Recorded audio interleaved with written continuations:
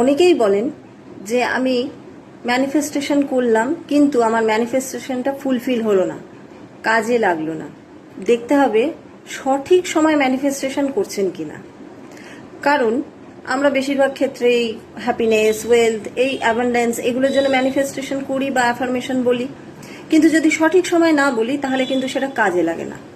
Conscious মাইন্ডে থাকাকালীন manifestation বা অ্যাফার্মেশন বললে কিন্তু যতটা না কাজ হয়, সাবকনসাস মাইন্ডে কিন্তু সবচেয়ে বেশি ভালো কাজ হয়, এবং সাবকনসাস মাইন্ডেই কিন্তু আমাদের ম্যানিফেস্টেশনগুলো ফুলফিল হয়।